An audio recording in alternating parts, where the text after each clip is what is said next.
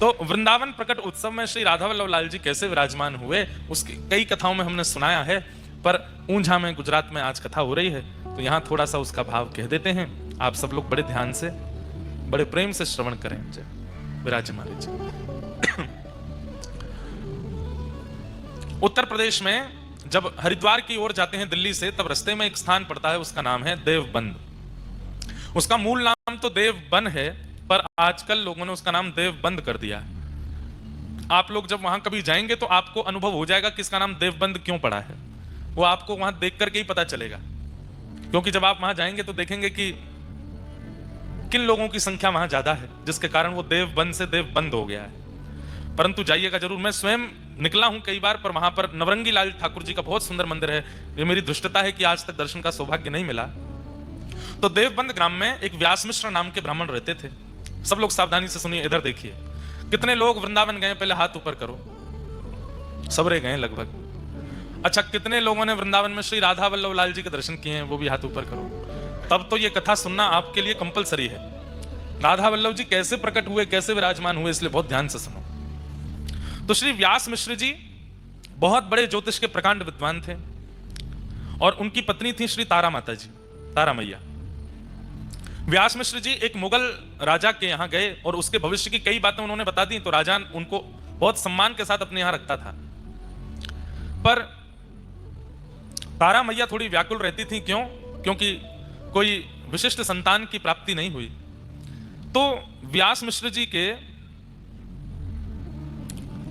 एक बड़े भैया थे, वो सन्यासी थे, उनका नाम था नृसिंह आश्रम जी।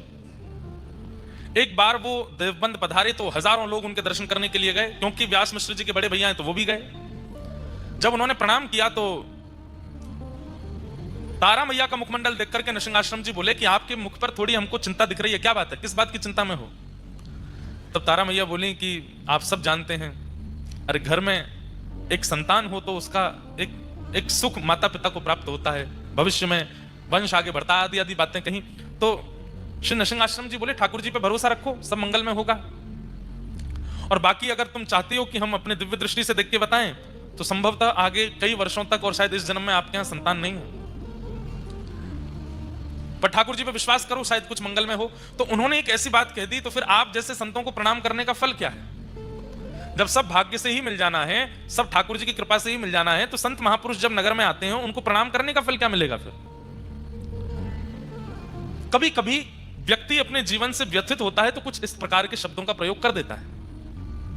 नृसिंह आश्रम जी को थोड़ी ये बात जमी नहीं, और उन्होंने कहा कि अगर मैंने अभी भी कहा कि तुम्हारे भाग्य में होगा या भगवान कृपा करेंगे तो मिलेगा, तो कहीं ना कहीं किसी एक जीव के चित्त में अविश्वास हो जाएगा। अब तो संत दर्शन और संत कृपा का फल क्या होता है ये प्रत्यक्ष दिखाना पड़ेगा। और नृसिंह आश्रम जी ने तुरंत ठाकुर जी को प्रणाम किया, बोले भगवान कृपा करो, आपके प्रति इनका विश्वास दृढ़ हो, इसके लिए इनके घर एक संतान जरूर होनी चाहिए। तुरंत उनके ध्यान में भगवान की मधुर वंशी दिखाई देने लगी, वेणु जी का दर्शन होने लगा। वेणु का दर्शन करते ही नृसिंह आश्रम जी समझ गए, ठाकुर जी कह रहे हैं भगवान का प्रत्येक अंग, प्रत्येक श्रृंगार, मुकुट, कुंडल, वस्त्र, पीतांबरी, माला, सबने अवतार लिया है ठाकुर जी के रूप का आस्वादन करने के लिए।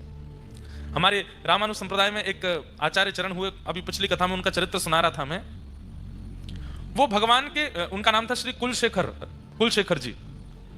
कहते हैं उनके चरित्र में आता, कुलशेखर जी कौन थे? बोले भगवान की कौस्तुभ मणि के अवतार, भगवान की एक एक वस्तु अवतार धारण करती है। इसलिए जब भी हमारे ठाकुर जी का श्रृंगार अनवसर किया जाता है तो प्रत्येक श्रृंगार को प्रणाम करके रखते हैं। क्यों?